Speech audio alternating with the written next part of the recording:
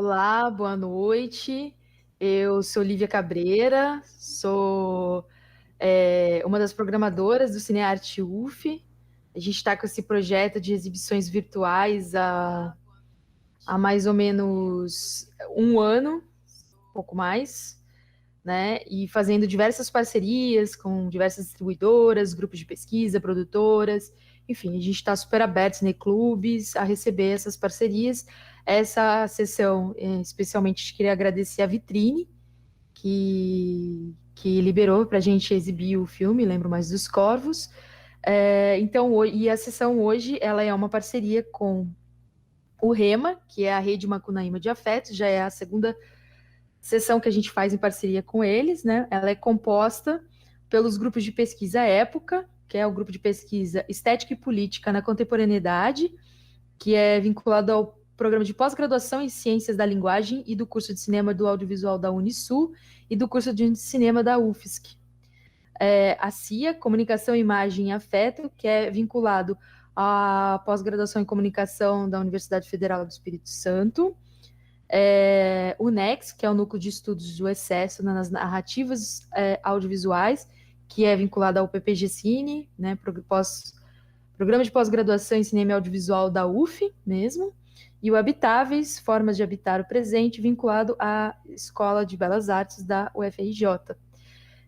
Então, hoje a gente está aqui para fazer, a gente denominou, né, essa sessão como um encontro com a Júlia Catarini, que está aqui presente com a gente, a quem a gente já agradece. A Júlia Catarini é cineasta e atriz, dirigiu os curtas-metragens, o primeiro que a gente viu, T for Two, This Is Not Dancing Days e Won't You Come Out to Play. Ela é roteirista e protagonista do longa-metragem Lembro Mais dos Corvos, que é dirigido pelo Gustavo Vinagre, que mistura fatos da sua própria trajetória com criações ficcionais. Com o T for Two, tornou-se a primeira realizadora trans a ter um filme exibido em circuito comercial no Brasil. Entre as diversas premiações recebidas em sua carreira estão o prêmio Helena Inês, na Mostra de Cinema de Tiradentes, e o de melhor curta brasileiro do Prêmio Guarani de Cinema Brasileiro. Júlia também recebeu por 2 vezes o prêmio Ida Feldman do Festival Mix Brasil. E junto aqui com a Júlia, a gente está com os pesquisadores. Ana Carolina, eu não vou saber, vou falar os sobrenomes tudo errado, depois vocês me corrigem, tá? Tiane Tiaro, da Época, o do Unisul, eles vão se apresentar melhor, né, na sequência. O Diego Paleólogo, Habitáveis, da UERJ, o Hugo Katsu, do NEX, da UF, e o Tadeu Barbuto, da Universidade Federal do Espírito Santo.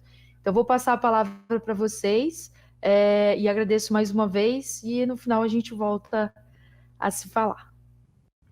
Acho que o Diego pode começar. Olá, boa noite a todas, todos. É um prazer enorme estar aqui com com esse grupo de pesquisadoras, pesquisadores, e com a Júlia, claro, é muito legal estar com a sua participação aqui, com esse encontro. E, bem, meu nome é Diego Paleólogo, eu sou vice-coordenador do grupo de pesquisa Habitáveis, Formas de Habitar o Presente. O coordenador é o Vinícius Cabral, da EBA, da UFRJ, e eu sou da UERJ, da comunicação da UERJ. Então, a gente pode conduzir da seguinte maneira, né? Eu acredito que seguir aí, de repente, uma ordem, se for para seguir alguma ordem, convidaria, nesse sentido, a Ana Carolina e o Hugo para iniciarem. E, em sequência, poderia ser eu e Tadeu. O que vocês acham dessa... Pode ser? Vocês acham que é uma boa? Ok, beleza. Então, pode ser. Beleza, então começamos assim e vamos seguindo. Qualquer coisa, quem está assistindo aí, gente, assim, aquela coisa youtuber que eu não sei fazer, curte o canal, manda para as pessoas, compartilha. Lívia, muito obrigado também pela oportunidade, pelo trabalho que vocês estão fazendo aí, pelo espaço. Também muito bom estar com vocês, já a segunda vez que o tema tá fazendo esse evento, esses encontros. Muito boa essa parceria. Então, dou sequência para Ana Carolina. E a gente... e gente, quem estiver assistindo, se tiver pergunta, alguma questão, coloca aí no chat do YouTube que a gente vai trazer para cá. Ok? Então, até já. Beijos. Beleza. Bem, boa noite a todos. Um prazer enorme estar aqui. Fiquei super feliz com o convite, assim. Ainda mais junto com a Júlia Caterine, maravilhosos 2 filmes, né? Na verdade, eu vi os 3. Eu vi esses e vi como é que é o nome do... It's Not Dancing Days, né? Not Dancing Days. Que também é maravilhoso, que está no site do Instituto Moreira Salles, né? Do IMS. E que tem tudo a ver com essas angústias que a gente está vivendo agora, né, de pandemia. Então, acho que a Júlia tem, nos 3 filmes, a gente percebe isso, né, de que forma a gente consegue sentir essas sensações tão difíceis de se expressar, tão doloridas que a gente vive, aparecem ali de forma que a gente se sente... assim, acolhido mesmo, né, eu acho. E tem uma coisa, eu esqueci de me apresentar, na verdade, antes de tudo. Meu nome é Ana Carolina Chernicchiaro, eu sou coordenadora do grupo de pesquisa junto com a Ramayana Lira, do Estética e Política na Contemporaneidade, o EPA, e a Alessandra também faz parte, a Alessandra Brandão, e eu sou professora da Unisul, né, do programa de pós-graduação em Ciências da Linguagem, e enfim, então, como eu dizia, é um prazer enorme, justamente porque eu acho que os filmes...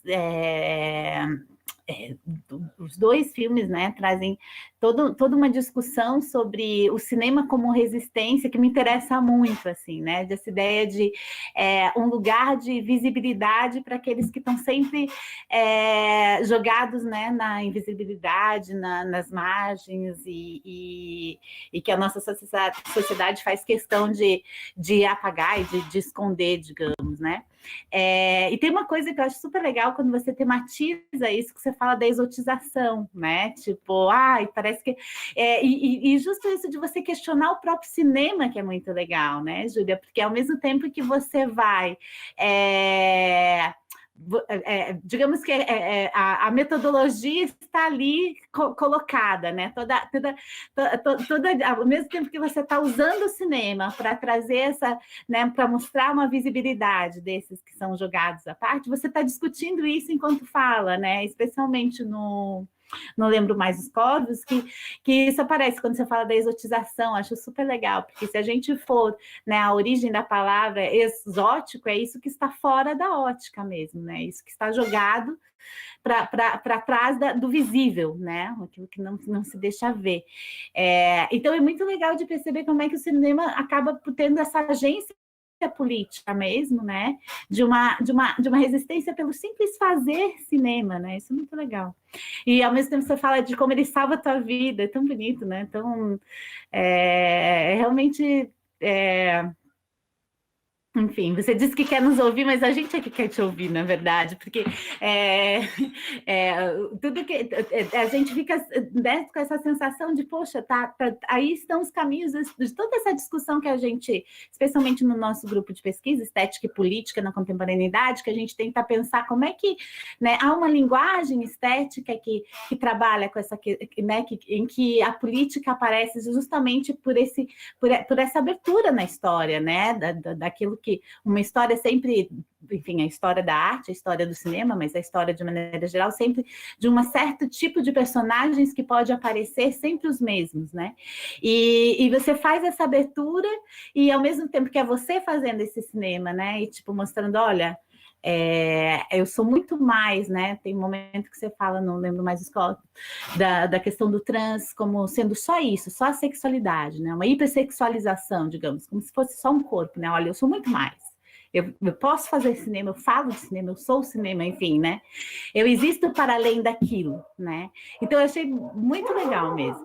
E aí eu queria te ouvir um pouco mais, né? Depois, falar sobre isso, sobre essa relação de um cinema resistente, de como ele te salvou tanto no assistir, mas no fazer também, né? Porque eu acho que no filme você falou muito disso, de como o assistir te salvou. Mas eu queria que eu ouvisse, né, como é que o fazer te salvou também, né? Onde é que isso aparece nessa história, assim? Eu vou ter que me mutar porque a cachorrada resolveu latir todas agora ao mesmo tempo. Mas, enfim, prazer muito, muito grande mesmo estar aqui com você, Júlia, e com os colegas também, né? Muito legal ter ouvido. Estou ansiosa para ouvir o pessoal. Até daqui a pouco, estou aqui.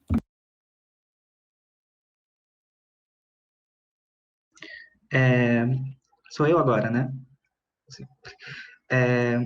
Oi, gente. Boa noite. Meu nome é Katsu.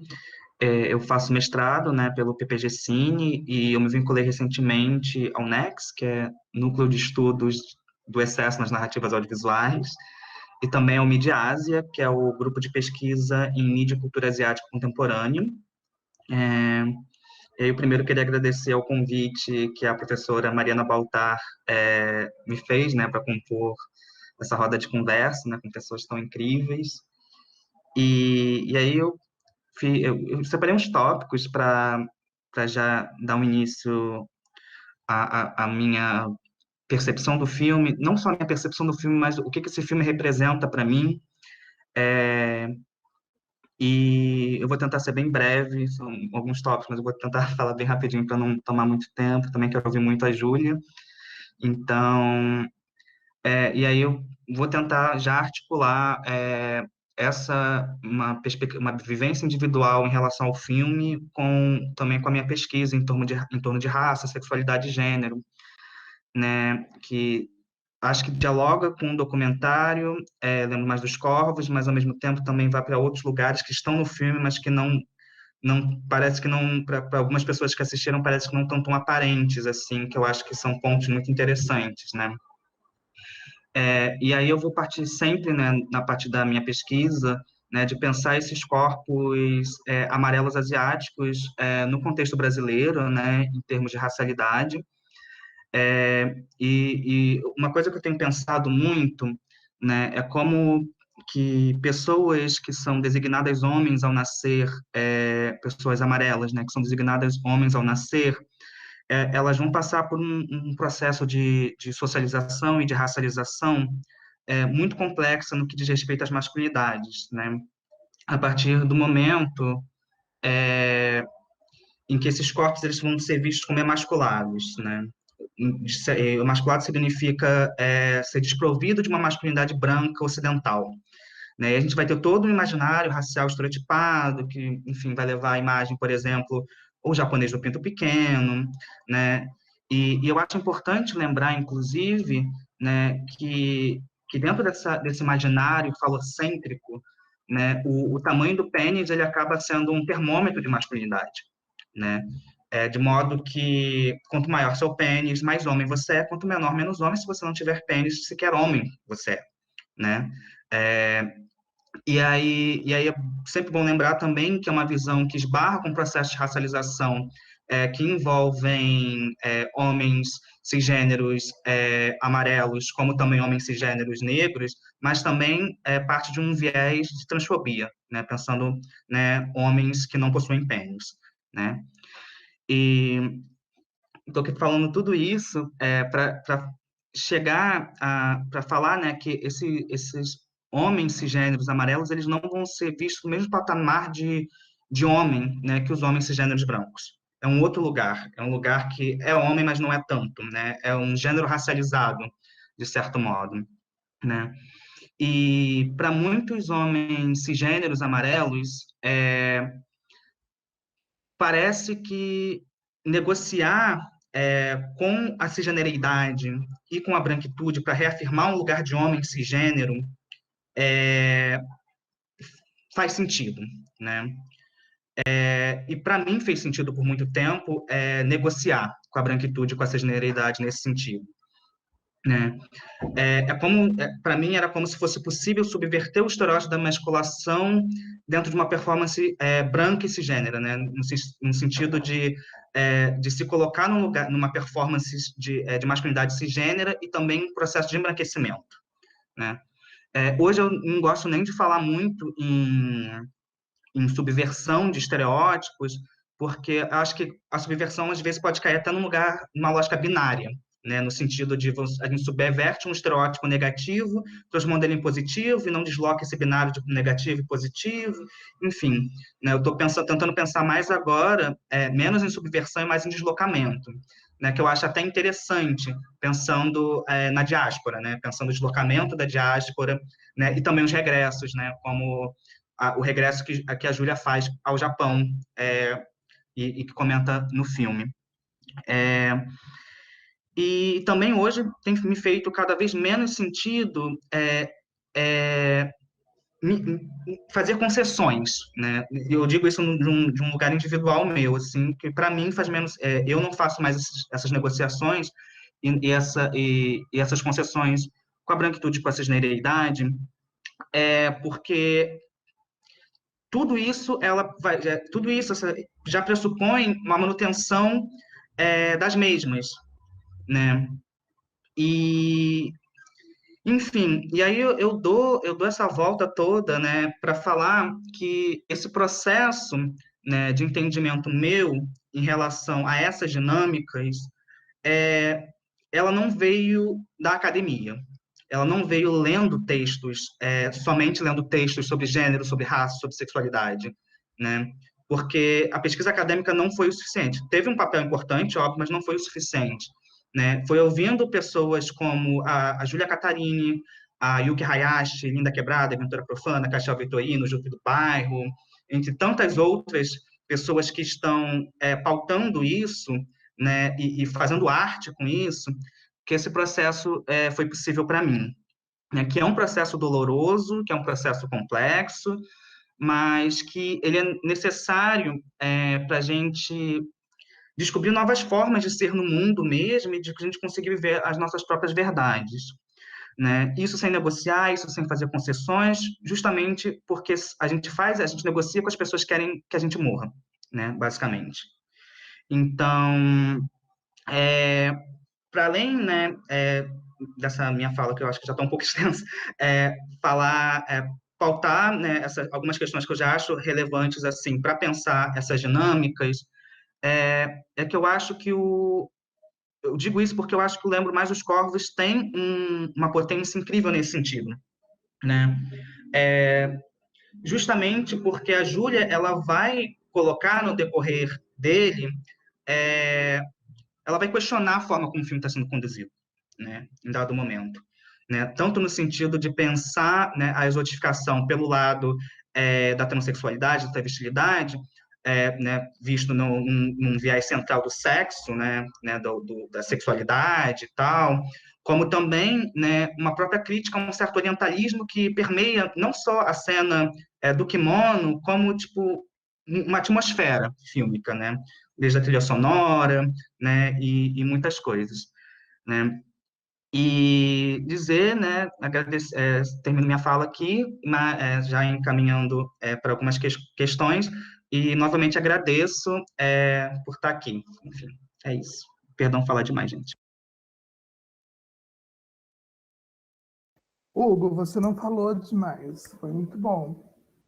A Ana Carolina também foi maravilhosa. Aliás, vocês falaram tão lindamente que eu fico sem palavras, porque eu não tenho todo esse repertório que vocês têm. Mas, enfim, estou muito feliz de estar aqui hoje, muito obrigada pelo convite. Para mim é sempre bom encontrar pessoas que estejam a fim de falar sobre cinema, sobre cultura, sobre coisas que eu amo tanto, que fazem tanto bem para mim, e imagino que para todos. E é importante que nós possamos sempre criar formas de nos manifestarmos, de conversarmos, para que a gente consiga refletir sobre o que está acontecendo no mundo, sobre o que aconteceu, e principalmente para manter viva e acesa a chama da esperança, porque eu acho que o Brasil, nesse momento, precisa de esperança. E a cultura é uma das pontes que eu acho que vão construir um diálogo com alguns bolsominions ignorantes que estão nas trevas, mas que precisam da nossa ajuda, da nossa luz, para que esse país volte a ser um pouco melhor. Não era perfeito, mas como está hoje, definitivamente não. E aí, bom, a Ana falou sobre o cinema me salvar. É isso, assim.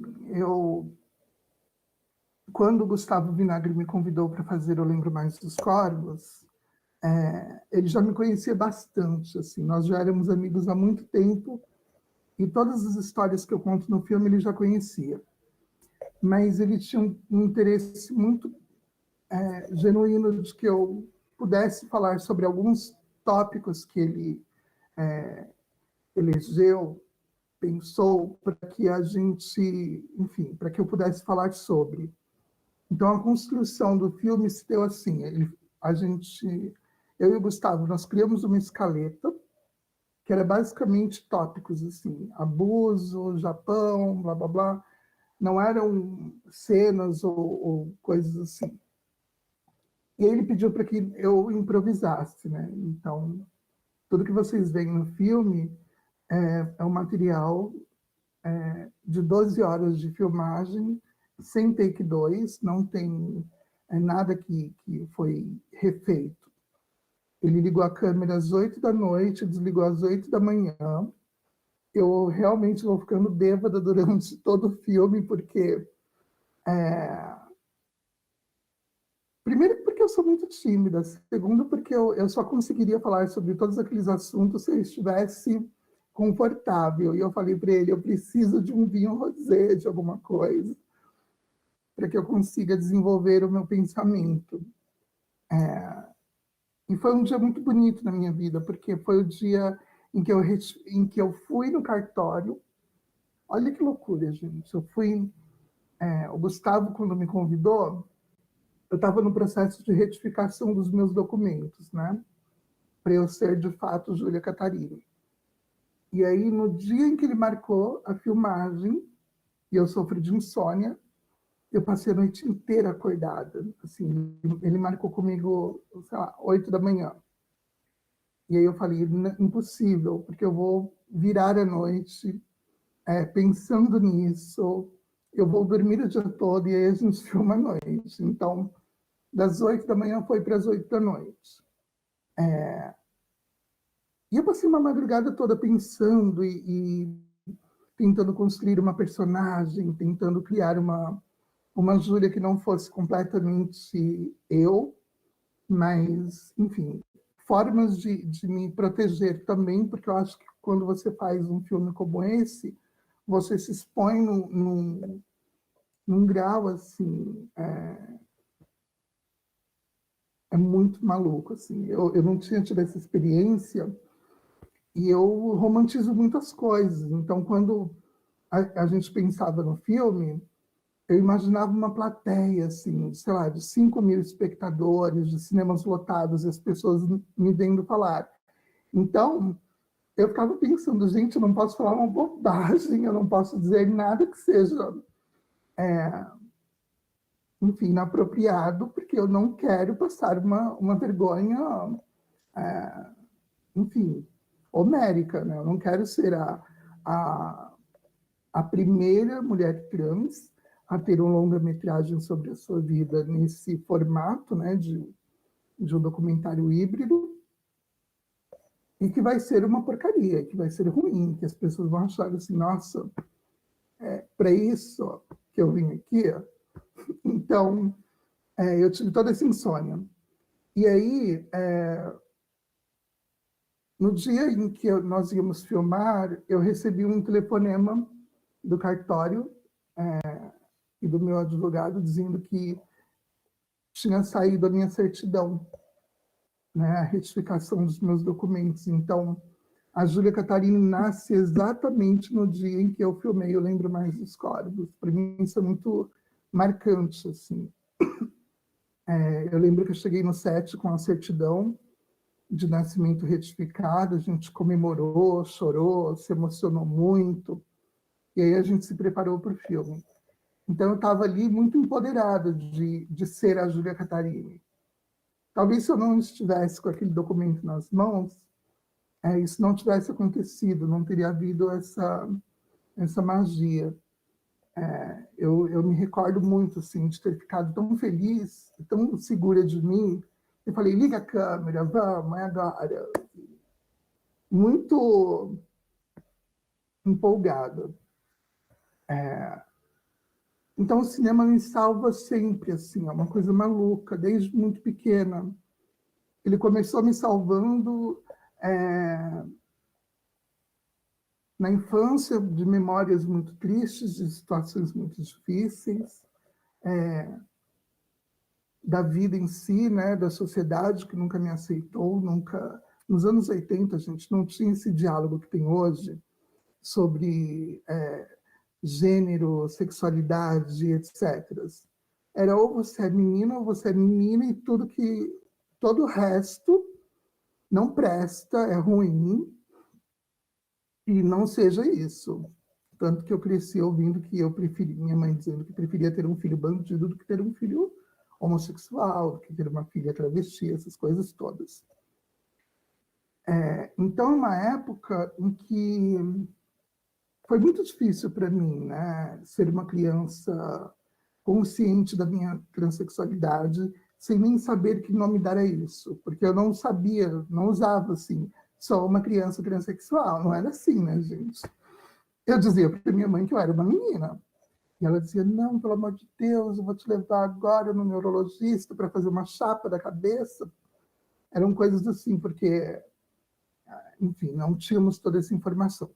E quando aparecia coisas sobre travestis e tudo que eu conseguia de informações a respeito de mulheres trans e travestis e LGBTs, etc., era por baixo do pano, era pegando uma revista escondida, um livro na biblioteca. Não tinha internet, né, gente? Não dava para eu ir no banheiro, entrar no Google e colocar lá, travesti, transexual, não existia isso. Então, o cinema foi muito importante para mim. E eu sempre sonhei muito com isso, eu sempre vibrei isso. Sempre... Mas diziam para mim que isso era impossível, que isso não aconteceria. Então, sempre ficou muito no lugar de sonho mesmo.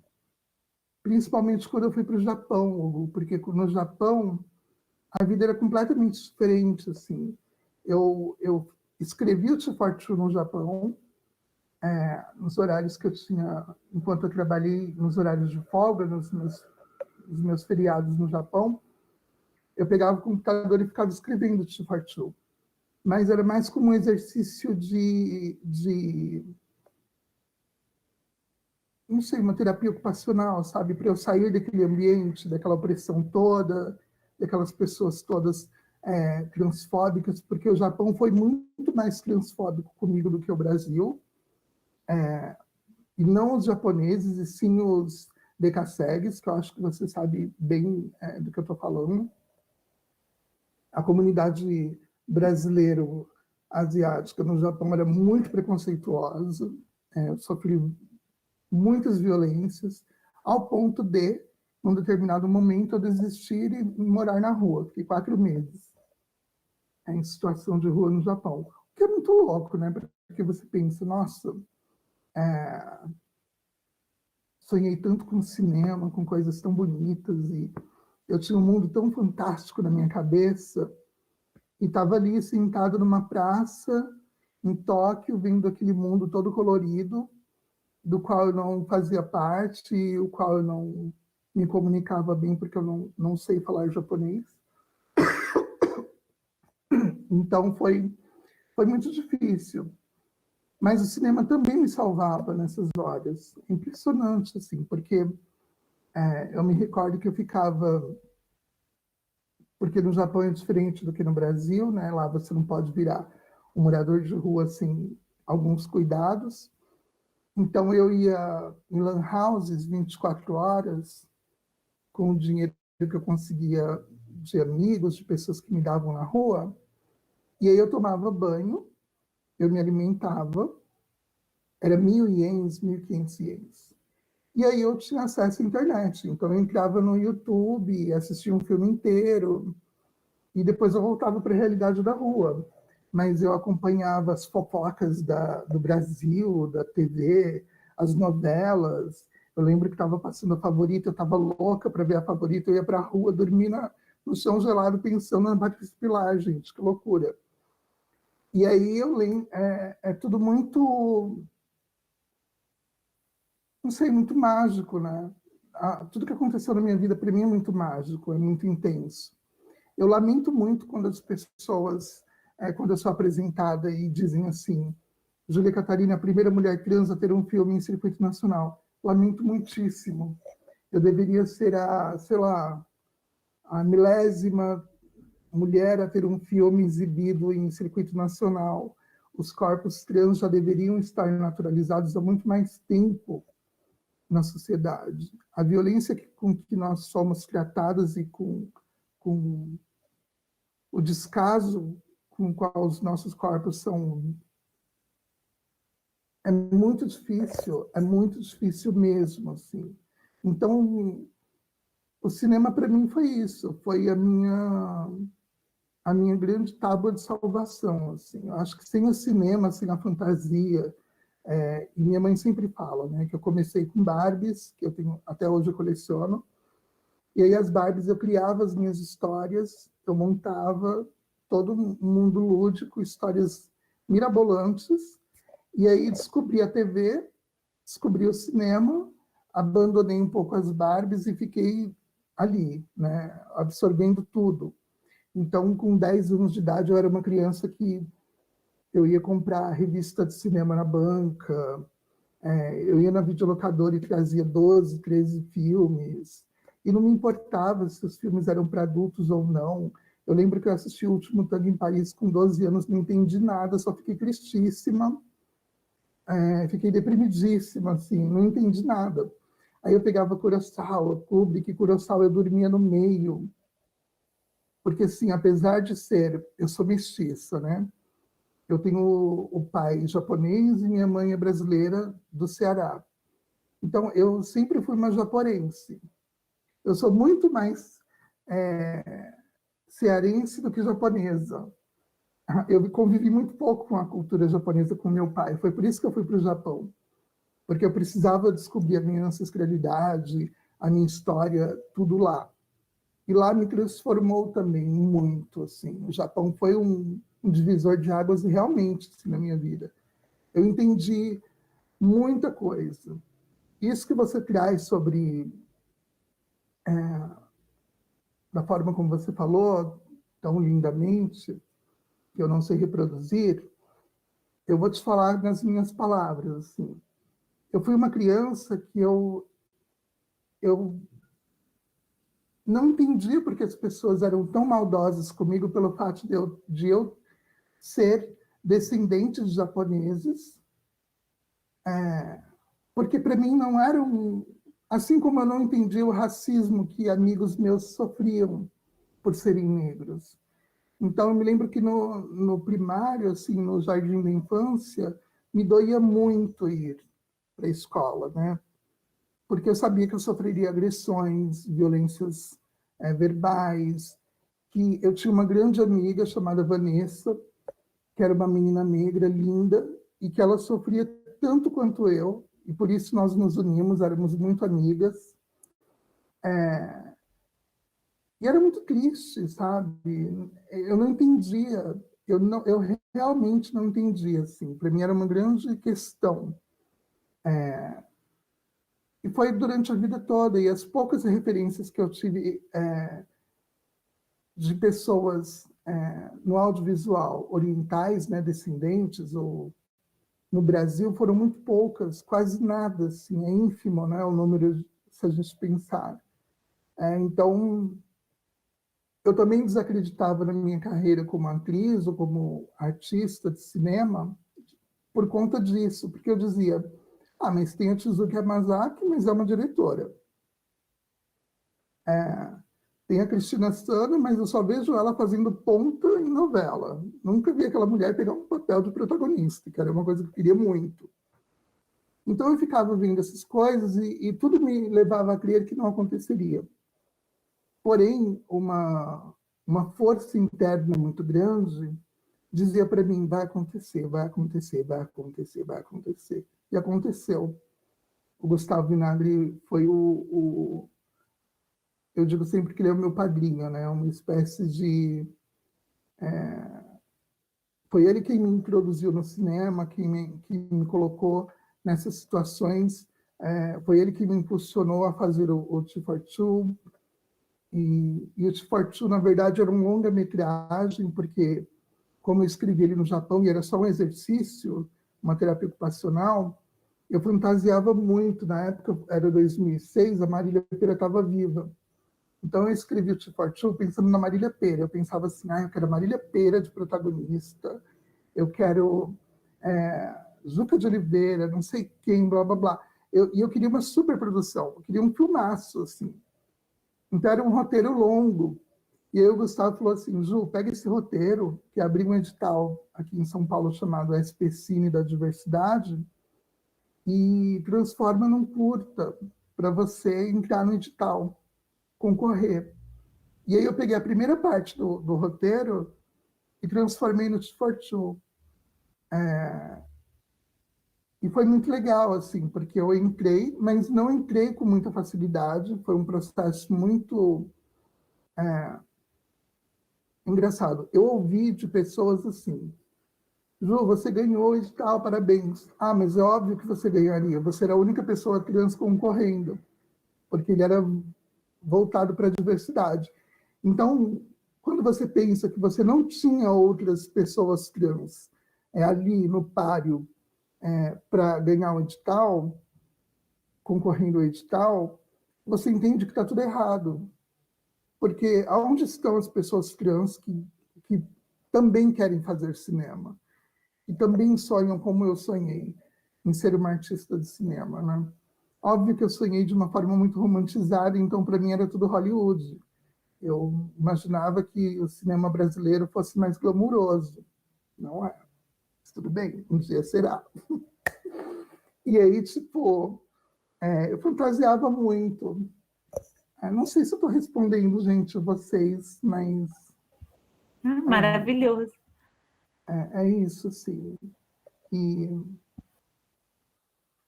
eu entendo que quando o Tea for Two, fazer cinema para mim, quando o Tea for Two aconteceu, foi muito importante, mas foi um misto de emoções, assim. Eu me lembro que eu não entendia o porquê, né? Nós, mulheres trans, durante tantos anos, fomos esquecidas, né? De quem escreve para cinema, de quem escreve para TV, de quem escreve para teatro, da sociedade em si. Se você for procurar uma filmografia de personagens trans protagonistas, ou que tenham uma narrativa bacana, você não acha. Você acha Rogéria, Roberta Close, Thelma Lippe e outras em filmes pontuais, sempre objetificadas, no papel da mulher tesuda, gostosa, que ou engana o cara, fingindo que é mulher, né, cis, ou ela é uma prostituta, uma viciada, é sempre de uma forma muito pejorativa. Se não é pejorativa, é para o cômico. Aí é o estardalhaço do cômico. Eu fiquei muito feliz, Hugo, quando eu te vi aqui hoje, porque é a primeira vez, já há muito tempo, que eu vejo uma pessoa com descendência asiática numa conversa, num bate-papo. A última vez que eu vi foi quando um grupo Asiáticos pela Diversidade, eu acho que era isso, me convidou para falar no SESC, assim. E aí era muito louco, porque as pessoas são tão pouco informadas e têm uma convivência mínima com a comunidade asiática, que para a maioria todo mundo é japonês ou chinês. Então não existe os outros, né? Aí eu lembro de uma menina dizendo assim: insistem em me chamar de japonesa e eu sou coreana. E eu fico triste quando me chamam de japonesa, porque eu tenho orgulho de ser coreana. E aí ela foi me contando piadas, e a classe inteira contou piadas, e aí eu me lembro que eu me olhava no espelho e eu não via os traços orientais do meu pai no meu rosto.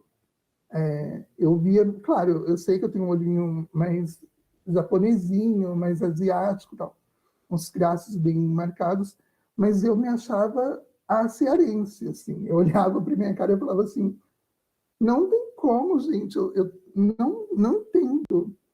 Mas também eu acho que era um preconceito que eu tinha, era uma coisa muito ruim, assim, que a sociedade incutiu em mim, que era uma espécie de rejeição a isso, sabe? A minha ancestralidade paterna. Então eu ficava negando isso, eu ficava me olhando no espelho e não queria achar esses lugares. E aí, quando eu fui para o Japão, eu mudei a minha vida, assim. Eu voltei muito orgulhosa de ser filha de um homem japonês. Lá pelos meus 20 anos eu conheci melhor o cinema japonês, eu conhecia muito pouco. Então, sei lá, com 19 anos eu comecei a assistir todos os filmes do Ozu, e isso mexeu muito comigo. Eu também tinha um pouco de mágoa em relação a essa minha ancestralidade pelo fato do meu pai ter me abandonado. Então, entra num outro lugar, né, que aí a gente não age racionalmente, é muito mais emocionalmente. Então, eu falava assim: eu não quero saber de japonês, porque me largou, não sei o quê, blá, blá, blá, comunidade uó, povo uó. E eu não comia comida japonesa, gente, até os 30 anos. Eu cheguei no Japão pedindo McDonald's, eu só comia McDonald's. Aí um dia entrei num restaurante japonês super fofo, comia, me apaixonei e viciei. Então é isso.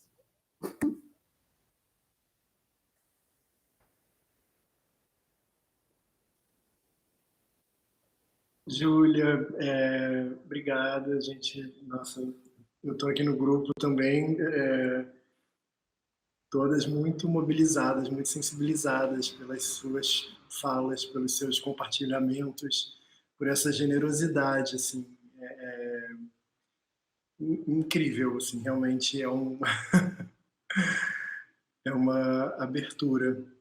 Eu vou tomar liberdade, então eu vou fazer nesse momento só algumas perguntas foram colocadas no chat, e aí a gente parte para eu e Tadeu, e depois faz as outras perguntas enfim, né, se alguém aqui ainda quiser comentar alguma coisa, trazer e tal, a gente faz isso e segue nossos caminhos. Vou pedir licença para acessar aqui o grupo do celular, desculpa. Mas uma primeira pergunta, que já tinha surgido antes, seria o que levou você a mudar no roteiro do Tea for Two, ao invés de ser um homem cis separado, ser uma sapatão? Uhum. Essa história é ótima. Então eu vou fazer só mais uma, mas você responde essas e beleza. Tá. E a outra enfim, né, que está junto também, em outro sentido, do Ângelo Calabrese, como surgiu a ideia desse filme e roteiro, no caso do Lembro Mais dos Corvos. Acho que você também comentou um pouco na sua fala, enfim, né, acaba, se quiser comentar alguma coisa mais sobre isso. Não, mas tem mais alguma coisa? Mas que eu posso fazer um bloco de 3, pode ser? Pode. Ok, só mais uma. O Edu K comenta, né? Muito bacana a economia do longa, tudo preciso, uma economia muito precisa, poucos elementos e gatilhos, um único espaço-tempo, uma mirada pela janela ao final só. Na verdade, nem é uma pergunta, é um comentário, assim, tá lá, desculpa, tá lá no chat. Estou trazendo aqui, então, É sempre assim, gente. Eu começo muito tímida, eu fico toda embananada, assim, não consigo organizar direito o meu pensamento. Aí vai correndo o tempo, eu vou ficando à vontade, assim, com o rostinho de vocês. Aí eu começo a falar melhor. Então, vamos lá. O Tsuforchu foi como eu falei, no Japão era um exercício para mim de terapia ocupacional. Então eu ia para o computador e ficava lá. E aí eu tinha um celular que aqui no Brasil ainda não tinha, me senti muito blogueirinha agora nesse momento, no Brasil ainda não tinha. Mas, e eu ficava procurando notícias do Brasil, né? Coisas, entrando nas redes sociais brasileiras e tal. E aí eu lia muita coisa e ficava pensando, ai, se eu estivesse no Brasil... Porque antes de ir para o Japão, eu trabalhei no Mix Brasil, que foi quando eu conheci o Gustavo Vinagre. Por isso a gente ficou muito amigos e tal. E eu já tinha tido uma outra experiência com cinema, que era um filme do Beto Branco chamado Crime Delicado, em que eu faço uma personagem que não teria falas, era só uma figuração. E aí, do nada, o Beto pediu para que eu improvisasse, eu inventei uma história, e essa história entrou no filme, eu fiquei super orgulhosa, enfim, foi lindo. Então, essa foi a minha primeira experiência com cinema. Mas ali tinha, sabe, era para mim um sonho, assim, nossa, participei de um filme, que louco, que maravilhoso, que lindo, não acontece mais. Meu pai morreu e eu fui para o Japão. Lá no Japão, eu queria muito falar sobre como eu me sentia só e como a afetividade é negada para as pessoas trans, né? Romanticamente falando. Eu lembro que eu alugava muitos filmes, muitas comédias românticas que eu amo, sou completamente apaixonada por comédias românticas, e aí era diferente assistir um filme, uma comédia romântica no Japão, do que aqui. É muito louco isso, porque lá eu via, me emocionava, olhava ao meu redor e via um monte de pessoas que não falavam a minha língua, que não me entendiam, me achavam uma alienígena ali. Então, toda possibilidade de sei lá, projetar um romance não existia. Já no Brasil, se eu vejo uma comédia romântica e saio do cinema, eu saio jurando que eu vou atravessar a Paulista, vou tropeçar num cara e esse cara vai falar assim, te amo, vamos casar, amanhã é o nosso dia, blá, blá, blá. Então, tudo isso para mim é muito possível. Quando você está na sua própria terra, falando uma língua que você entende, não sei. Era assim que funcionava na minha cabeça. Então, o Tsuforchu era sobre isso, era sobre o Jairo, um cineasta lá nos seus 50 e poucos anos, que tinha uma ex-esposa, que era Marília Pêra. O Jairo queria que fosse o Juca de Oliveira. Eu tinha uma atração por ele absurda, assim, eu achava ele um dos homens mais charmosos do universo. E aí eu queria que fosse ele. E a Marília Pêra. E aí eu seria, tipo, a terceira parte, né? A Isabela, a mulher que mexe com a cabeça do Juca de Oliveira, que puxa o tapete da Marília Pêra. Era essa história que eu tinha na minha cabeça. E quando eu cheguei no Brasil, enfim, passaram-se muitos anos, tudo mudou. Eu conheci um ator e eu indicado por uma amiga, e eu vi ele foi fazer uma leitura e eu me apaixonei. Eu falei, gente, que homem maravilhoso, é ele. É ele. Não queria outro ator. Mas tivemos problemas e aí eu tive que substituí-lo. Não quis que fosse um outro ator, porque eu estava extremamente apaixonada pelo trabalho daquele ator especificamente. Então, em respeito a ele, a atuação que ele deu, a entrega que ele teve, e ao carinho que eu tenho por ele como amigo, eu não quis que fosse outro ator. E aí a Cris Lira, que é a fotógrafa do filme, e o set era repleto, assim, toda a equipe técnica, 99,9% é mulher e mulher sapatão. Então eu já estava convivendo com o universo, para mim era muito novo, no sentido de que eu nunca tinha tido uma proximidade tão grande com esse universo. E aí eu falei, por que não um filme sapatão? Por que não uma mulher? E aí eu tinha 10 dias para filmar o filme. E era um edital, eu tinha que prestar contas. Aí eu chamei a Gilda Nomassi. Liguei para ela e falei assim, Gilda, eu preciso muito de você. A gente começa a filmar na semana que vem, eu só tenho 10 dias para entregar o filme. Ah, vamos fazer? Vamos. Ela entrou. Quando ela entrou, ela trouxe tantas coisas maravilhosas para o filme e uma outra camada que eu não havia imaginado é que o filme ficou muito mais rico do que eu esperava. E é engraçado porque geralmente as pessoas têm uma ideia errada de que pessoas trans ou pessoas LGBTs são uma espécie de oráculo do sexo e dos gêneros, né? Que a gente sabe tudo, que a gente não tem preconceito com nada, que a gente é super assim, nossa, super entendo, assim, todo tipo de sexualidade, não binarismo, etc. Mentira, gente. E é mais mentiras eu falando que entenderia, porque eu venho de uma geração... eu vou fazer 44 anos agora, quarta-feira, então eu venho de uma geração que era o binarismo total, menino-menina. Então eu cresci com isso, assim. Agora, quando eu vejo pessoas dizendo que são não binárias, eu fico olhando para elas assim, tipo aquele meme da Nazaré, que ela está fazendo contas. Eu fico olhando para a pessoa daquele jeito, porque eu não entendo ainda o que é o não binarismo.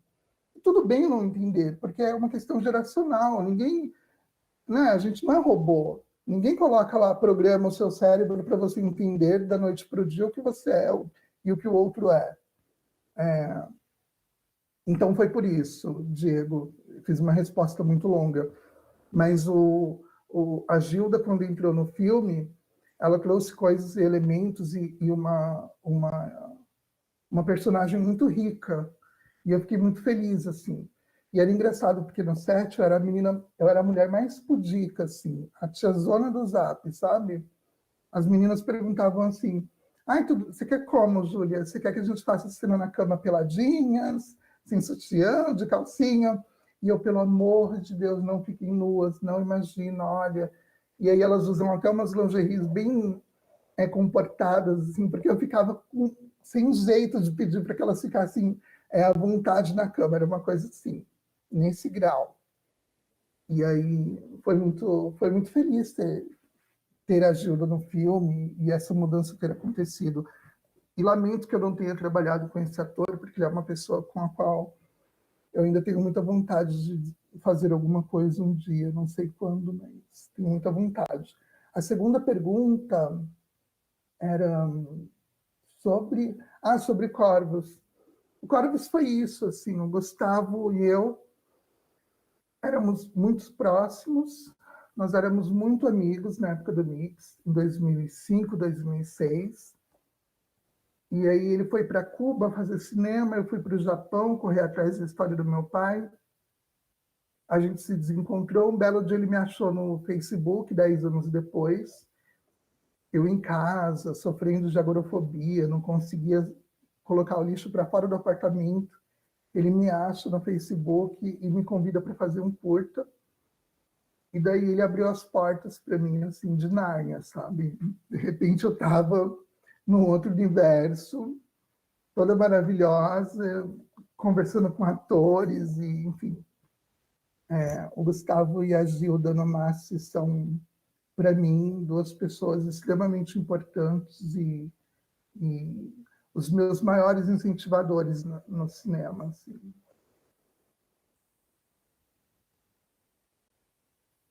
Que bom que o outro era um comentário fofo e que ele gostou do filme, o filme ser minimalista e tal. E é isso. Ok, Júlia, maravilha, obrigado. Então, na sequência, Tadeu, Lousada, aqui. Eu estou me sentindo no Roda Viva, gente, está tão chique. Eu estou me sentindo assim, eu estou me preparando para o Roda Viva. Eu não sei, tá muito legal, eu estou achando assim, muito massa. É verdade. super interativo. Enfim, vou começar me apresentando, né? Depois de tantos depoimentos assim maravilhosos, né? E essa troca fica até difícil elaborar uma ideia, mas vamos lá. Eu me chamo Tadeu Bousada, né?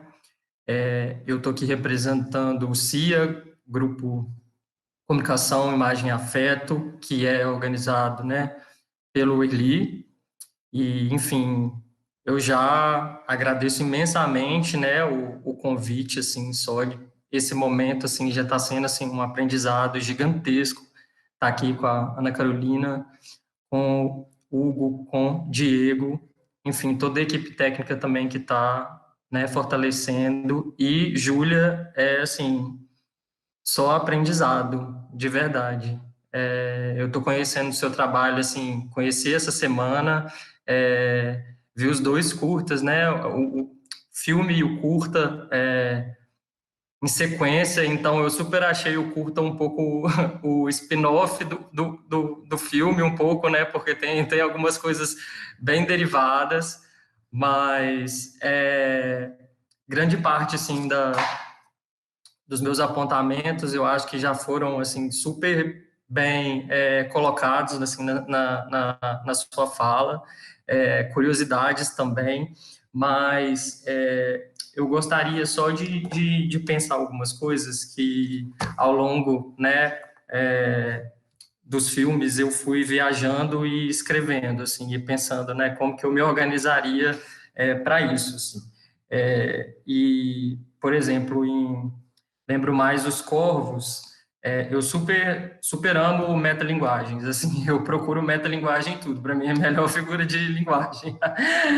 E eu vejo que nesse filme tem alguns, assim, que me vem à cabeça, e eu fui escrevendo sobre isso. E a primeira coisa que me vem à mente, assim, logo no início do filme, é justamente tratar-se de um filme, né, em que em determinado momento ele fala da sua conexão com filmes, né, e eu fico super refletindo sobre isso, porque como que imagem é uma coisa cara para a gente, sabe? Quando eu falo a gente, assim, eu não me refiro somente aos corpos queer, enfim, aos corpos LGBTQIA+, mas, enfim, aos corpos que não se assimilam, né, a esse modelo simétrico de sociedade, né? E aí a gente acaba super recorrendo às histórias, né? Às imagens, né? Aos contos, enfim, aos livros, aos discos, né? E eu acho que não tanto pelo que essas histórias oferecem para a gente, sabe? Mas é mais até porque eu acho que, no geral, a gente também se contenta com muito pouco dentro do que é oferecido de imagem para a gente. Então, eu sinto que é mais... acho que a nossa capacidade mesmo de atribuir significados para essas histórias, assim, de inventariar, de fabular, enfim, de extrapolar essas histórias e trazer elas para o nosso cotidiano, assim. E eu vejo, assim, me identifico super com isso, com essa romantização, assim, com essas conexões, e, enfim, e eu vejo isso também no seu filme, né, no T42, quando a personagem da Gilda fala, olha, os livros e os discos é tudo que eu tenho, né, respondendo a Isabela, assim, né, esses discos maravilhosos, esses livros maravilhosos, são as coisas que eu tenho, assim, que eu carrego. Mas antes de ir pro seu filme, outra coisa que eu penso lembro mais dos Corvos, é também a metalinguagem de você representar você mesmo, né? E que tem, por um lado, né, tem o seu testemunho, né, tem as suas histórias, mas, por outro, também tem você representando, né, um papel que está um pouquinho mais direcionado para um olhar que vem da direção, né? Que vem do Gustavo, e que, de certa forma, assim, que na verdade também é um personagem, né, nesse filme, né, esse diálogo entre vocês. E em determinado momento também existe esse conflito, né, entre Júlias, e eu acho que você reivindica esse papel muito bem, sabe? Você, entre aspas, você lava a roupa suja no filme mesmo, e você chama, né, esse papel para você, e assim, de fato eu acho isso, assim, incrível, no filme, assim, a liberdade que esse filme trouxe de deixar que a gente também pudesse não se ater um pouco, né, esse olhar que representa, né, o senso comum, o esotérico, né, e, enfim, eu acho que tem muito disso, e eu acho que esse filme também me fez inventariar demais, assim, dentro da sua história.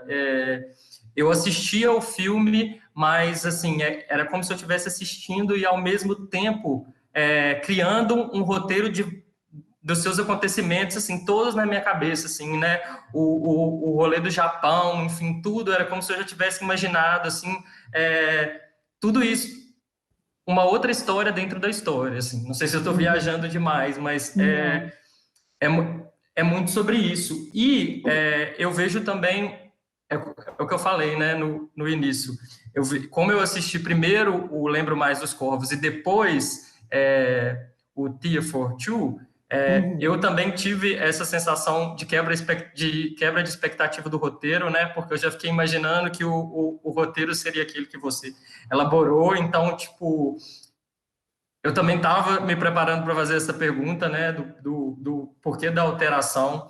Mas eu não vejo só essa conexão, né?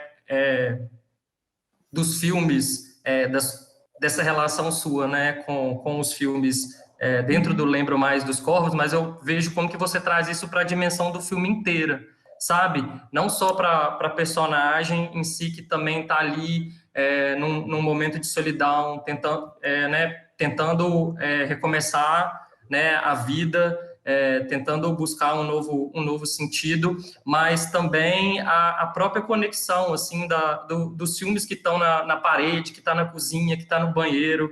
Tem uma parte que você olha para aquela foto clássica do Jack Nicholson no Iluminado, e que você está no espelho, né? E aí você dá uma olhadinha para aquela foto, eu achei incrível, assim. Então, eu acho que uma pergunta, eu queria saber se essa relação com essas imagens também que está no filme tem alguma conexão, assim, se foi premeditado, ou se isso rolou mesmo durante a produção, enfim. É engraçado. Acho que é mais ou menos isso. E dizer que é um prazer, assim, eu estou muito honrado de estar aqui. Assim, obrigado, de verdade, é super aprendizado. Mas, então, Tudê, olha só. Quando eu escrevi o roteiro, era Jairo. Então, quando eu e o diretor de arte, né, o João Marcos de Almeida, a gente se reuniu, a gente pensou no apartamento do Jairo. Tudo era assim, Jairo, Jairo, Jairo. Então, quando a Jura entra, é o mesmo roteiro, é o universo que eu tinha pensado para o Jairo, eu só coloco a Gilda lá no meio. E aí, para mim, funcionou muito bem, porque quando eu fui questionada assim, mas você não vai mudar um pouco a direção de arte para dar uma diferenciada, porque agora é uma mulher? Como se um apartamento... Aí eu entrei nessas loucuras que eu tenho de vez em quando, que é assim. Tá, quer dizer, então, que uma mulher sapatão tem que ter um apartamento de sapatão. Então, eu vou ter que mudar todo o apartamento, pensando em lá, lá, lá. Enfim, nem os diálogos eu mudei, eu troquei o gênero. Então, é tudo muito... A Gilda absorveu tudo muito... de uma forma muito especial, assim. Ela entendeu realmente o que eu queria. Eu falei para ela, Gilda, eu não estou falando sobre gênero, eu estou falando sobre amor. Então, não importa se é Jairo, se é Silvia, é amor. Se é Isabela, se é Isabel. E até faço essa brincadeira, né, do Isabel e Isabela, porque eu acho que é meio que um trocadilho infame, tipo piadinha de Zorra Total, que eu falei, eu vou colocar para ver se alguém percebe, assim, que a Isabela é porque ela tem algo a mais. E aí eu falei assim, vamos ver se alguém percebe esse easter egg, essa coisa que o povo fala, que é muito chique. Mas, enfim,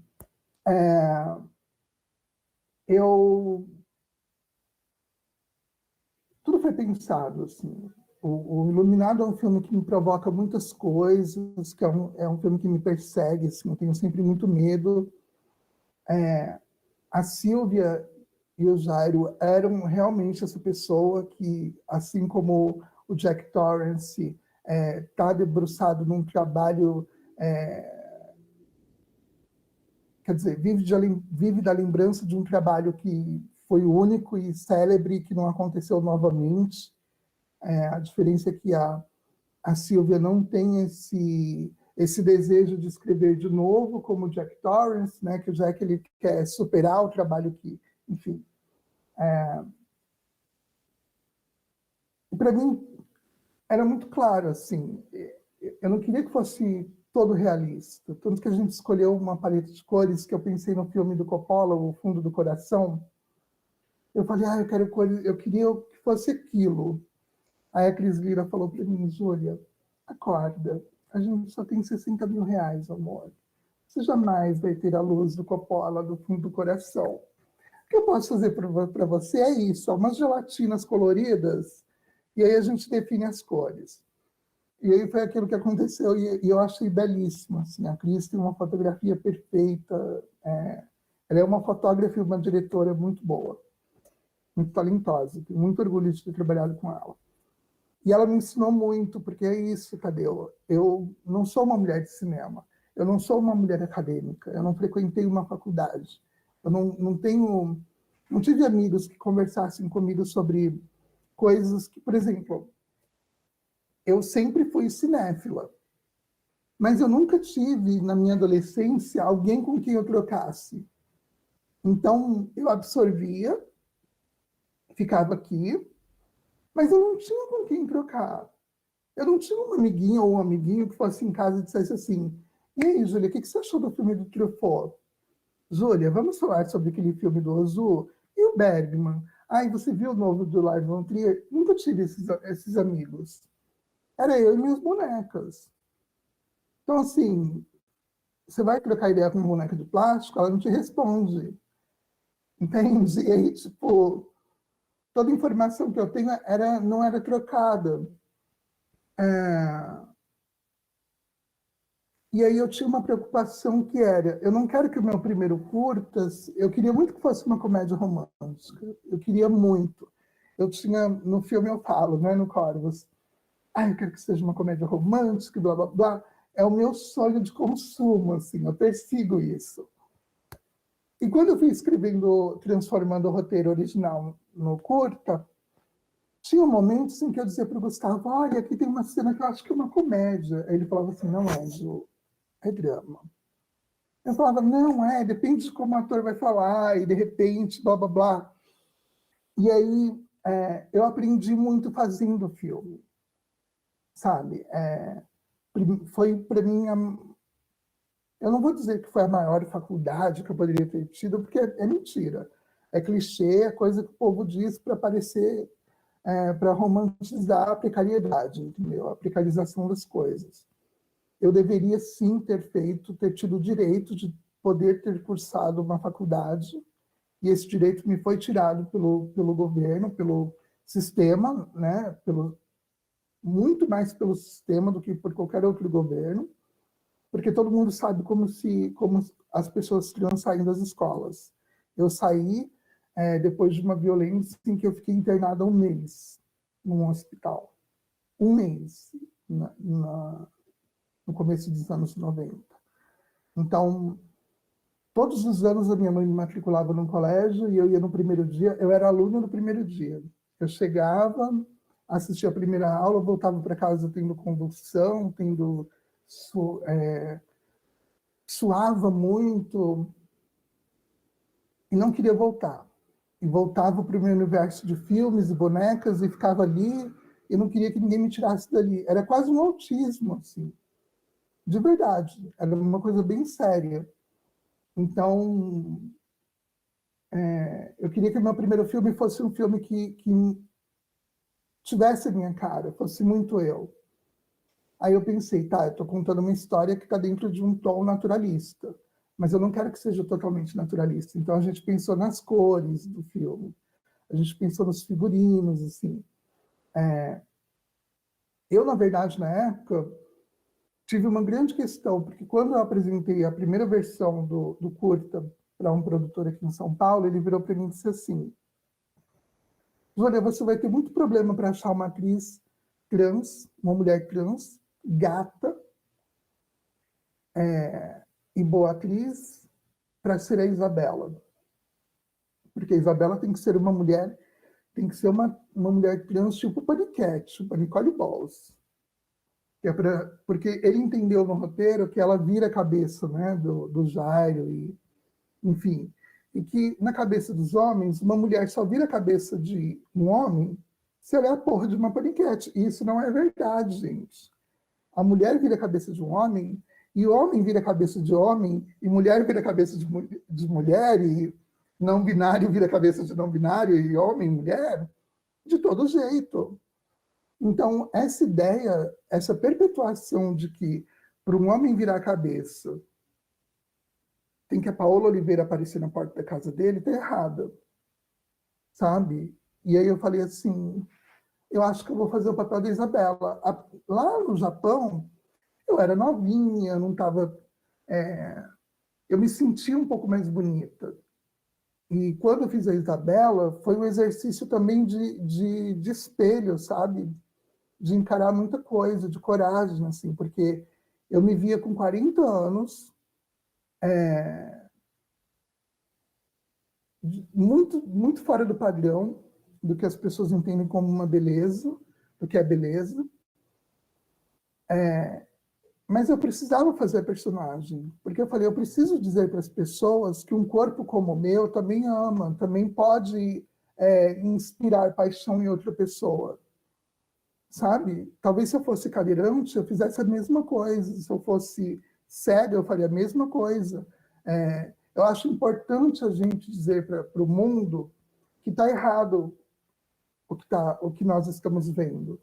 Está errado. Todo esse audiovisual que a gente tem construído, perpetuado há muito tempo, ele é completamente errado. Não é legal. Parem as máquinas, parem tudo, não é legal. Então, eu achei importante eu estar ali, fazendo a Isabela. Não importava se eu... E aí diziam para mim, mas isso é super difícil, você dirigir e atuar. Realmente, foi uma pica, assim, eu fiquei maluca. Eu sempre que me vejo, eu falo, nossa, framboesa de ouro para Júlia Catarini, pelo amor de Deus, você podia ter entregado mais. Mas, ao mesmo tempo, eu acho tão importante eu estar ali para dizer para as pessoas que o meu corpo, seja como ele for, ele é um corpo que produz desejo, sabe? Todos os corpos produzem desejo, todos. Então, eu acho muito triste quando eu exibi esse filme em Portugal. Aí uma portuguesa virou para mim e disse assim, nossa, que triste, meu Deus, mas você não tinha dinheiro para contratar uma atriz para fazer Isabela? Porque você viu como você estava fora de forma? Aquele vestido não ficou bem em você. A minha vontade era virar para ela e falar assim, amor, vamos sentar e conversar? Vamos ali numa tasca, comer um peixe para eu te explicar o que é a vida? Porque as coisas não são assim. Não é possível que você pense assim, você morando na Europa, você sendo uma mulher tão bacana, tão chique. E é triste que as pessoas ainda vejam assim, sabe? Eu torço para que a gente pare de padronizar as pessoas, perpetuando esse sistema que diz que a Juliana Paz, a Paola Oliveira, sei lá, legal, mas que, de repente, uma Fabiana Carla, uma Mariana Xavier, uma pessoa não binária não é legal. Tem que ser a tia, a irmã gorda que seduz o bonitão, e aí é o alívio cômico da novela, porque todo mundo vai achar engraçadinho a gorda correndo atrás do bonitão e o bonitão querendo a gorda. Porque é sempre isso, né, gente? Não muda esse sistema. E aí, quando você falou sobre metafísico, essas coisas, eu fico pensando que o 242, ele foi um melodrama muito inspirado assim, no Douglas Sirk, sabe? Eu queria que fosse uma coisa muito... Aquele letreiro grande que eu falei para o João Marcos, eu quero letras gigantes, assim, porque eu quero olhar na tela do cinema e quero ver aquele nome gigante.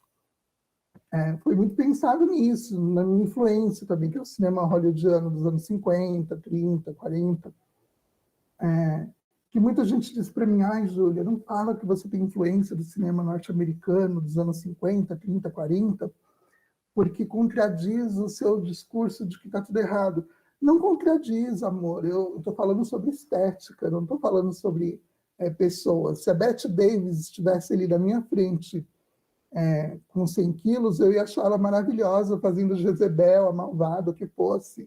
Se a Greta Garbo tivesse coxa, manca, sei lá o quê, eu também ia bater palma e ia falar assim, maravilhosa. O que está errado não é a ideia é a permanência disso como o que é correto.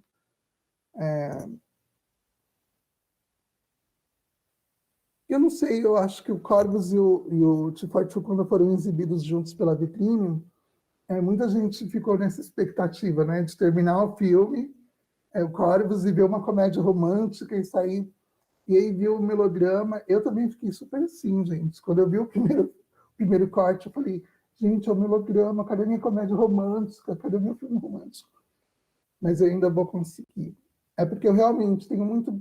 Isso também fala muito sobre a gente. Quando eu fui para terapia, levei o filme para terapia, a minha terapeuta falou, mas é o que você é agora. Você é essa mulher densa, dramática, com todas essas dores que você oculta com humor, com leveza, com algumas... como você mesmo falou, né? A Júlia interpretando a Júlia, e aí você cria uma camada para se proteger, um distanciamento. Aquele apartamento não é meu apartamento, eu não moro, é um cenário que o Gustavo Vinagre fez dentro do apartamento dele. Eu tenho muito medo de passarinho, porque eu sempre acho que eles vão comer os meus olhos, então eu mereci um prêmio de melhor atriz só pelo fato da nuvem ter ficado aqui no meu braço, porque, gente, off cameras, eu gritava, eu chorava, mas na frente da câmera eu estou tão lânguida. Você não diz que aquela criatura tem medo de passarinho. E eu estou assim, a languidez pura. Eu falei, gente, eu estou muito perfeita. Eu preciso de um prêmio só por isso. Porque quando o Gustavo falou assim, corta, o passarinho saiu de mim, eu quase caí no chão, assim. Eu filmei aquilo em calafrios, assim. Eu falei, ele vai comer o meu olho, ele vai comer o meu olho, ele vai picar o meu olho. Eu tinha muito medo daquele passarinho. Porque eu cismei com isso. Eu sempre acho que o passarinho vai bicar o teu olho. Eu fico com agonia quando eu vejo gente com passarinho no corpo. Porque eu digo, se esse passarinho bicar errado, essa pessoa acabou. Pelo menos se destruiu um pouco. Então eu tinha muito medo. Mas por que não um gato ou um cachorro, então, já que você tinha tanto medo de passarinho? Então, porque o Gustavo tinha essa piração com passarinho. A ideia da nuvem é dele. E aí ele queria que fosse passarinho. E também porque eu falava do Corvus, né, dos pássaros do Hitchcock. Mas, nossa, se tivesse sido um gato, teria sido ótimo. Um cachorro, não sei, porque eu tenho um pouco de medo de cachorro. Mas se tivesse sido um gato, teria sido perfeito, assim. Teria sido... Eu acho que eu teria atuado com ele no meu braço o filme inteiro.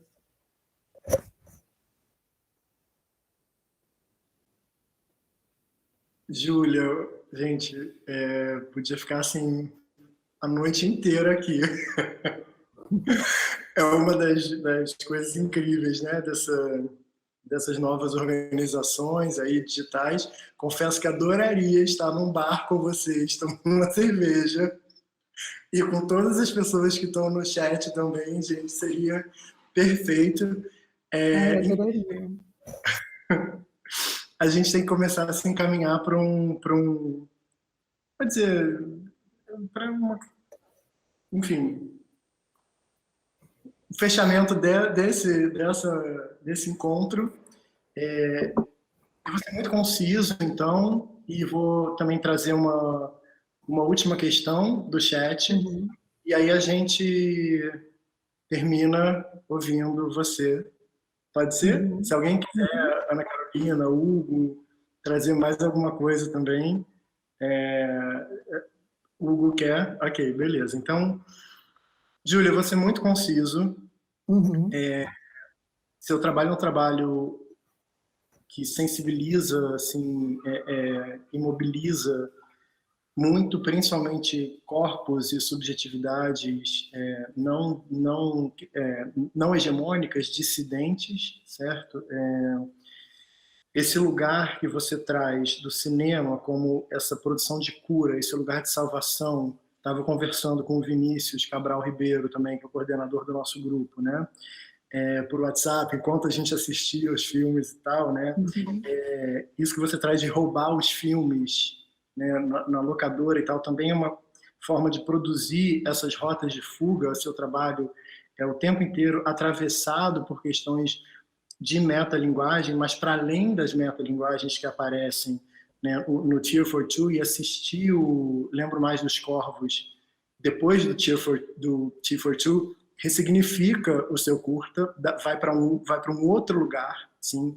Seu curta já é um filme radicalmente potente, assim, né, em diversos sentidos, como você trouxe nas suas falas, assim, sobre alianças que você está abordando ali, né, alianças de corpos, alianças de sexualidade, que você está trazendo ali naquele filme.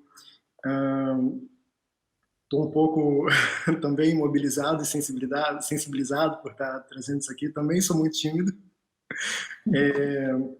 mas o que me toca muito são as suas falas nos seus filmes, as suas memórias, as construções ficcionais e realistas, as narrativas que você traz.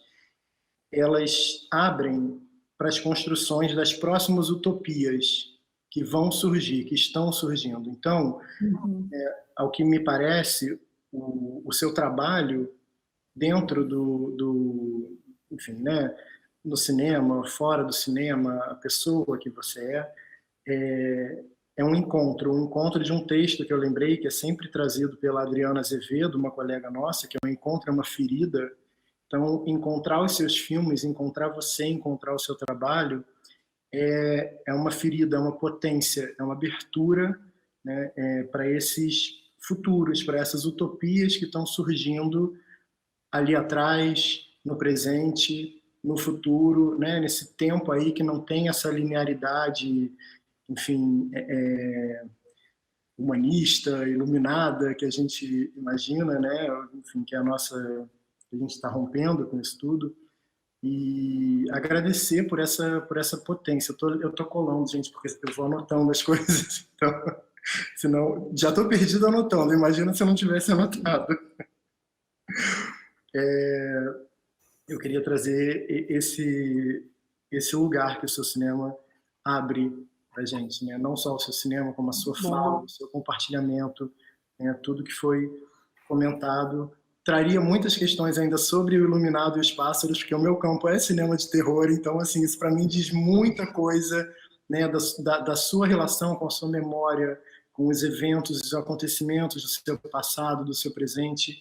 E aí entra a questão que foi colocada no chat de Yuki Hayashi, sobre os seus projetos para o futuro, o que você está pensando, o que você está mapeando aí. E acho que o Hugo também quer trazer uma coisinha, e aí é o seu lugar de encerramento, Ana Carolina também. Mais uma vez quero agradecer a Lívia, a Uf, a todas que estão aqui. É um prazer enorme, assim, sempre. Espero que isso renda, tenho certeza que vai render muita coisa. Aí eu pergunto ou eu espero responder? Pode perguntar, Hugo, depois eu tenho... Ok. Primeiro falar que a Yuki Hayashi, que acabou de fazer o comentário, uma amiga minha que foi quem me recomendou Lembro Mais dos Corvos, né? Ela que também, travesti também, de ascendência Ah, eu japonesa. conheço ela. Ela foi numa sessão do Corvus no Rio. Sim, ela falou. Ela é uma menina, uma japonesa bronzeada, assim, sabe? Uma cor. Eu fiquei encantada. Eu falei, gente, eu nunca vi uma japonesa tão bronzeada, assim, tão diferente. Maravilhosa ela. Nossa. Não, primeiro, dois parênteses de menos de um minuto, mencionar que o Asiático pela Diversidade também teve um trabalho muito importante, assim, para mim, o trabalho deles foi muito importante. Fico feliz que você tenha tido contato com esse espaço que eles construíram, né? Foi muito legal. Pensar que a ancestralidade, né, você vai buscar no Japão e eu vou buscar no Brasil. Quando eu dirijo o filme Bachan, sobre a minha avó, e o documentário sobre ela, o encontro dela com uma espiritualidade que mistura tanto, faz sincretismo com shintoísmo, budismo, catolicismo, umbanda, assim, uma loucura, assim, né, que eu fui buscar nela, né, eu tentei fugir um pouco do Japão e tentar pensar mesmo a identidade brasileira, enfim, está em contato com o Japão, mas que não é Japão, né? E a outra questão a questão central, assim, que eu queria trazer, é que eu amei a sua fala, assim, sobre pensar esses corpos, né? Eu quase chorei, inclusive, quando você fala, né, dessa questão do desejo, né, de pensar, né, os corpos em tela. E aí é que eu fico pensando, né, quando você diz que o cinema te salva, né, o cinema me salva também em muitos modos, porque eu começo a enxergar um mundo de possibilidades, ao mesmo tempo em que eu não me enxergo em tela, né, e eu entendo também como um lugar de não existência para mim, né. Uhum. Isso é uma relação muito contraditória e ambivalente que eu tenho com o cinema, né? Porque pensando mesmo enquanto diáspora, né? Porque eu posso ver um filme japonês, mas aquilo não é a minha realidade aqui, né, no Brasil, né? Enfim. E aí pensar mesmo, né, nessa questão, né, de como pessoas cis brancas no geral elas estão tão representadas em todos os lugares, né? Que elas têm elas são vistas como possibilidades de ser o que elas quiserem ser, né? Uhum. Para pessoas trans, para pessoas socialmente racializadas, né? Que sempre estão representadas no mesmo papel, isso fica um pouco mais complexo, porque as pessoas enxergam o cinema dentro de um pacto de realidade, né? Se está no filme é porque isso é um mundo, né? E aí esses estereótipos são perpetuados pelo audiovisual no geral, eles acabam construindo imaginários que é preciso romper a partir de uma representação mais humana, que eu acho que é o que o seu filme traz, assim, porque, como você mesma colocou, não importava se era um casal de sapatão em relação à direção de arte, né? Porque o filme não era sobre ser sapatão, o filme era sobre amor, né? E aí construir um espaço em que a nossa existência seja possível é, num lugar mesmo em que somos muito mais do que esse estereótipo que impuseram a gente, esse lugar de fala que nos impuseram, né, em que você só poderia falar de transfobia, sabe? Mas não, você quer falar de amor, né? Uhum. E é um lugar muito importante pensando que nossos corpos, assim, socialmente racializados, corpos LGBTs, eles são demarcados enquanto corpos visíveis, né? Pensando também nas piadas que você ouvia na escola, que eu também ouvi, e que perpassam nosso cotidiano, guardadas as devidas proporções e devidos recortes. Uhum. São corpos que muitas vezes são vistos como matáveis, porque se eles são visíveis, eles estão em níveis de humanidade diferentes, de respeitabilidade, então eles podem morrer, e são corpos que não são passíveis de luto, né? Porque ninguém chora, ninguém vai chorar essas mortes, né? Enfim, e aí o cinema tem um lugar muito importante nessa construção de hierarquias dentro das práticas representacionais, né? E aí eu retomo uma referência que eu trouxe no começo da minha fala, quando a live começa, que é a Castell Vitorino brasileiro, que ela vai dizer, os cineastas precisam morrer, né? E ela até brinca que alguns já estão morrendo, né? E a morte para Castiel não vai ser uma morte que ela vai dizer, né, que o problema não é o cineasta, mas o sujeito colonial que se torna cineasta, né? Então eu acho que o cinema brasileiro precisa morrer, né, para que possa nascer algo novo, né? E eu acho que os filmes que você está fazendo, tanto quanto o documentário que você participou, são referências para mim, para a Yuki, para tantas outras pessoas travestis, outras pessoas de ascendência asiática no Brasil, né, que constroem um futuro de possibilidade para a gente, da gente poder existir como a gente é, sabe, para a gente conseguir se ver de outra forma e de poder se imaginar como algo para além do que impuseram a gente, né? Então, para finalizar, só agradecer por você existir, por você estar fazendo arte, por você Obrigada. estar compartilhando esse momento com a gente. Ai, que lindo, era. Não vou nem falar nada depois dessa fala do Hugo, porque era isso, eu ia agradecer também por essa fala, e exatamente por esse ponto que o Hugo trouxe, né, da questão do você fazer esse filme, de você estar ali, né, de você se colocar desse gesto. Então, eu não vou mais falar nada, porque a fala do Hugo foi muito linda, e a tua também, agradecer imensamente por essas palavras e por estar aqui, enfim, né, pela disponibilidade, foi muito lindo toda essa mesa. Bom, fico muito feliz que vocês tenham gostado. Eu, honestamente, tenho vivido dias muito confusos. Eu tenho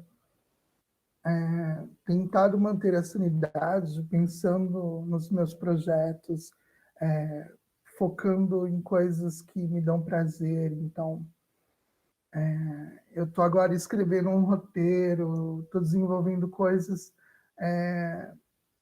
para não adoecer com o que está acontecendo, né, no país e com todos nós. Assim. Mas é muito difícil. Então, hoje foi um dia em que a minha energia, eu acordei com energia muito baixa. Não vou mentir. Assim. Eu estava realmente muito triste. E aí eu entrei nessa conversa com vocês pensando em como me energizar para que eu pudesse dar para vocês o melhor. Assim. E eu espero que eu tenha conseguido minimamente enfim, ter colaborado e ter acrescentado algo. Eu tive muitos projetos, mas nesse momento a minha maior preocupação é no coletivo, é em nós, sabe? Eu acho que cinema é legal, é importante, é a minha paixão, é o que eu quero fazer para o resto da minha vida. Eu tenho falado muito em vários lugares sobre a importância de repensarmos o cinema nesse momento, já que estamos todos, né, parados. Talvez seja um momento de reflexão, de repensar como vemos o cinema, como fazemos cinema, que cinema nós queremos para o futuro. Né? Por que tudo está errado? Eu entendi a solidão da mulher travesti e transgênera, e da mulher preta, e da mulher gorda, e do homem gordo, e das pessoas fora do padrão, quando eu entendi que elas não eram naturalizadas nas telas, nas novelas, nas artes. Então, você não reproduz aquilo que você não vê. Se você só vê pessoas dentro de um estereótipo que você considera um padrão, obviamente, todo o resto é como se não existisse, fica entendido como errado. Então, hoje, eu lamento muito que na minha juventude eu não tenha namorado como eu gostaria, porque eu ficava imaginando que eu ia ter namorados, que eu ia me casar e ia morar num apartamento legal e usar um vestido todo floral. Eu tenho uma obsessão com estampas florais. Então, eu imaginava que eu ia usar um vestido floral, ia estar ali aguando as samambaias, de repente olhar no relógio, lembrar que os meus filhos, Luiz Felipe e Guilherme, estão quase para sair do colégio e eu preciso buscá-los. Olha, a ambição do ser humano, a minha ambição durante muitos anos foi essa. E é uma coisa tão pequena, mas que me foi negada profundamente, assim, por eu não existir no imaginário dos homens como uma possibilidade de afeto.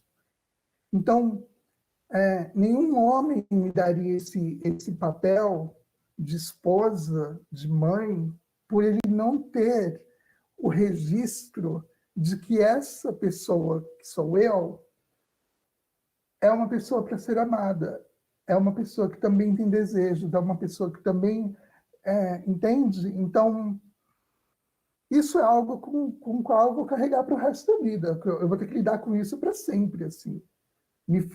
A sociedade me excluiu de tal maneira. E, gente, quando a gente fala sobre exclusão, não é para levar o pé da letra dizendo assim, ai, porque ela não tem emprego. Empregabilidade é uma coisa muito importante. Você tem que dar empregos para pessoas trans, pessoas não binárias, para que essas pessoas tenham uma vida um pouco mais digna. Porque é muito difícil. Eu, por exemplo, não tenho renda. Eu tenho renda quando me chamam para uma live, quando me chamam para uma palestra, quando me chamam para algo. Para mim, eu até às vezes fico com vergonha de dizer para as pessoas assim, tem cachê quando me convidam para coisas, né? Porque eu tenho medo que a pessoa pense que eu estou sendo estrela, porque eu estou pedindo um cachê. Quando, na verdade, eu só estou dizendo para essa pessoa que eu vivo num deserto. Então, que para mim é importante que eu busque a minha subsistência. Então, eu não tenho que ter vergonha de perguntar para as pessoas se aquele evento que elas vão me chamar vai ter ou não cachê. Porque desse cachê eu pago as minhas contas, eu existo, eu enfim, tenho um pouco de dignidade. É muito difícil, sabe? Eu tento... Eu quero muito que as pessoas comecem a conversar a respeito de cinema, isso que você falou do cinema morrer, o cinema brasileiro tem que morrer. Eu acho que o ser humano tem que mudar os seus olhos, sabe? Ampliar o seu campo de visão. Repensar, olhar para as coisas todas do mundo de outra maneira. É muito chato quando você vê que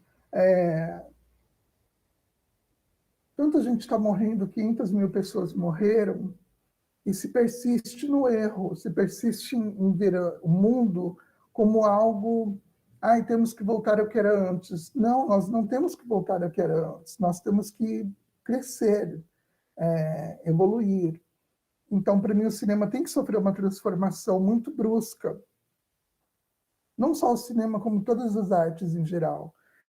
Desse entendimento de que inserção não é você só permitir que eu entre no seu espaço.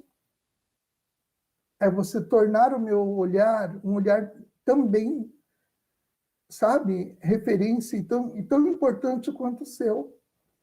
Eu não preciso que me permitam que eu entre na faculdade, que eu entre no teatro, que eu entre no cinema, que eu possa ser a diretora de um longa-metragem. Tudo isso, para mim, é muito pouco. O importante para mim é que a minha inserção e a inserção de todas as pessoas que vivem hoje a margem seja de que nós somos seres humanos e de que nós também temos o que dizer, nós também somos capazes de fazer arte. Há 30 anos atrás, se uma travesti batesse na porta de um produtor de cinema e dissesse que quero fazer um filme, talvez ele olharia para ela e diria assim, você fez faculdade, meu anjo? Aonde você estudou cinema? Vamos lá. Eu não precisei disso. Né? As portas abriram para mim numa idade, num momento muito específico, já com o diálogo já avançado. Uma pena, porque eu adoraria que as portas tivessem se aberto para mim aos 20 anos, né? Que hoje já teria um apartamento aí no Leblon, estaria lá toda bonitona, tomando meu sol, saindo na Caras, etc. Mas não rolou. Então, eu tenho que lidar com o que eu tenho. E aí, eu fico pensando, cara, tipo, eu não quero que daqui a 30 anos uma travesti tenha o mesmo discurso que eu tenho hoje. Que ela diga assim, ainda vivemos numa situação de absoluta pobreza, de precariedade, sem empregos e tal. Eu quero que daqui a 30 anos coloquem uma estátua de bronze minha e das outras travestis do Brasil nas praças públicas e deem os nossos nomes para as praças e digam assim, olha, Aí eu quero ver 2 travestis lá em 2057, 2070, dizendo assim, gente, vamos ali na Praça Júlia Catarina tomar um chá? Porque ali... Você não sabe quem foi Júlia Catarina? Nossa, ela penou a vida inteira, mas olha o que ela fez pra gente. Olha as portas que ela abriu pra gente. E essas 2 amiguinhas lá do futuro estarem nas suas coberturas futuristas no Leblon, sabe? Em que elas não precisam, elas não vão nem ter que sair de casa para pegar o seu helicóptero, porque vai estar ali, assim, já em cima da casinha delas. Enfim, eu quero que o mundo seja melhor para a gente, porque não é, e até agora há pouco não foi. Então, eu não vou mentir, eu não quero dizer para vocês assim que nós, mulheres trans, estamos alcançando muitas coisas, e que tudo está mudando muito devagar. A verdade é essa. Eu só vejo que uma mudança de fato daqui a 30, 40 anos. Agora é muito fora da realidade dizer assim, daqui a 5 anos as coisas vão estar melhor. Não estarão. Porque ainda se persiste no erro de se imaginar o mundo como ele era antes, de se perpetuar essas imagens, de que na novela das 8 não pode ter uma travesti protagonista. No cinema, uma travesti não produz desejo, a não ser aquele desejo específico e hipersexualizado. Uma travesti não pode fazer a Julia Roberts em Pretty Woman, entende? E aí eu entro nessa questão dos corpos também, porque a gente fala muito sobre diversidade de gênero e esquece dos corpos. É preciso que pessoas gordas se sintam acolhidas e respeitadas e entendidas como pessoas que também reproduzem desejo. Tem um curta-metragem do Fábio Leal chamado Reforma, que eu indico para que todos vocês assistam. Para mim, é o primeiro filme em que eu vejo um protagonista gordo, gay, cis, que eu digo, nossa, que incrível, que babado, tipo, forte. Esse filme tem que ser referência para muitas gerações. Porque é isso, assim. Ele deslocou o protagonismo do que a gente está acostumado a ver no cinema LGBTQI+, que são as bichas da The Week, todas bombadinhas, gostosas, saradas, com seus tampinhos besuntados de óleo Johnson, sendo objeto de desejo da POC, da Bi que está ali, sabe? Da bichinha magrinha, desprovida de corpo, e ela fica ali pagando pau para o cara que está, sabe? E tudo isso é errado. Tem que mudar tudo. A gente tem que criar um novo olhar para as coisas. Espero que, enfim, eu tenha conseguido passar alguma coisa para vocês, porque hoje em dia também eu acredito que é importante conversarmos para que a palavra seja disseminada como um contágio, porque foi assim que os evangélicos dominaram a porra desse país, então é assim que a gente também tem que fazer. Vamos seguir pelo mesmo caminho, vamos disseminar a palavra. A gente vai falando aqui, ali, a gente converte 2, 3, 4, e quando a gente vê, a gente está numa sociedade super bacana, bem diferente da que a gente está acostumado. E aí, para finalizar, eu não podia deixar de falar. Eu podia falar em off, mas eu vou falar. Hugo, você acredita que meu irmão caçula chama Hugo? Meu irmão caçula se chama Hugo Masahiro. Aí agora que eu vi que o nome dele é Hugo Caçula, eu falei, gente, eu estou chocada.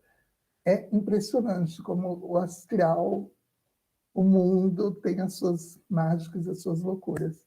Então é isso, queria agradecer, obrigada, adorei falar com vocês. Espero que todo mundo do chat não tenha me achado uma chata, a tiazona do Zap. Mas é isso, obrigada.